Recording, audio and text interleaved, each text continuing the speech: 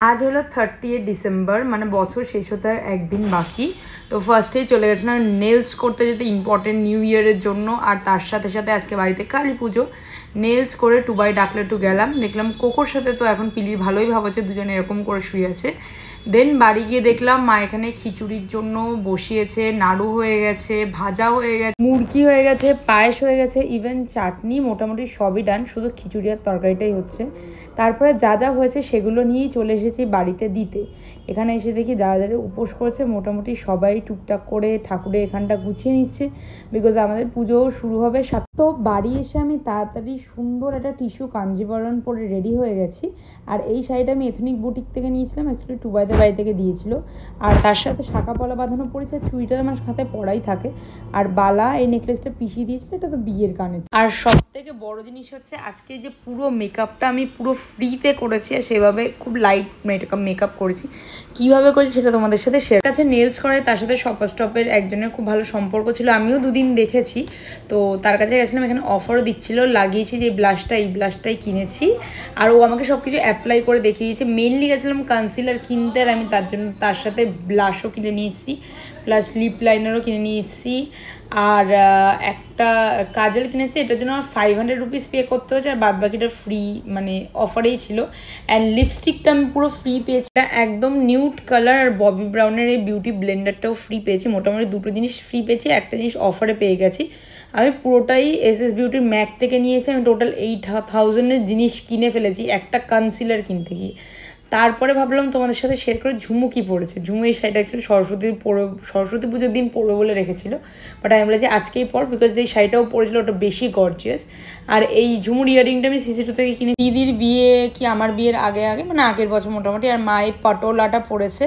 And finally আমরা সবাই মিলে রেডি হয়ে বাদবাকি যা ভোগটা ছিল ওগুলো নিয়ে চলে গেলাম বাড়িতে। এখানে দুটো ঠাকুরমশাই, কারণ হচ্ছে যিনি সাইডে আছে ওনার অ্যাকচুয়ালি কিছু শরীরের প্রবলেম, প্লাস ওনার হাঁটুরও একটু প্রবলেম আছে, যার জন্য উনি বেশিক্ষণ বসে রাখতে পারে না। তো তার জন্য উনি গাইড করে আর উনি পুজো করে আর কি। তো এখানে দেখো মোটামুটি 7টা মতন বাজারে কাকিমণির এই শাড়িটা টুবাইতে বাড়িতে তত্ত্বতে দিয়েছিল। আর মনি দেখো একটা পার্পল কালার শাড়ি পরেছে ওটা। তারপরে এবার হচ্ছে প্রদীপ ধরানো হয়ে গেছে এখানে, কারণ যাদের ওই উপোস করে অঞ্জলি দেবে, তো তারা যেহেতু এখানে 100 কতগুলো প্রদীপ ওইগুলো ধরাতে হয়। তো এখানে দেখো প্রদীপগুলো সব ধরানো হয়ে গেছে। আর তারপরে এখানে হচ্ছে যজ্ঞ। আর আমি একটা জিনিস দেখেছি, কোনো উপোস করলে, যে কোনো ঠাকুরেরই উপোস করি না কেন, যতক্ষণই পুজো হোক না কেন কি জানি খিদেই পায় না, কিন্তু যখনই অঞ্জলি দেওয়াটা হয়ে যায় তারপরে মনে হয় যে কখন খাবো, মানে এত খিদে পেয়ে যায়। তো জানি না কেন হয় এটা, তোমাদের কার কার সাথে হয় আমাকে অবশ্যই কমেন্ট সেকশনে জানিও। এখানে তো যজ্ঞ হয়ে যাওয়ার পর তারপরে তো আরতি অ্যান্ড তারপরে অঞ্জলি। মোটামুটি অ্যাপ্রক্স 12:30 ওই ধরো 1টার সময় আমাদের পুজো শেষ হয়েছে। প্রতি বছর এরকম সময় আমাদের পুজো শেষ হয়। এই সময় মোটামুটি সব গেস্ট চলে গেছিলো, আর কয়েকজন মতন ছিল যারা নিজেদের মধ্যে আর কি।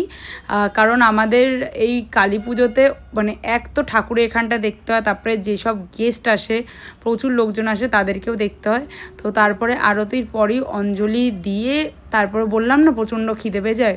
তো কালী পুজোতে মেনু ছিল হলো কচুরি, ডাল পুরি ছিল, ভেজ চানা মশলা ছিল, ভেজ কাটলেট ছিল, সাদা পোলাও ছিল, আলুর দম ছিল, আর ছিল পনির।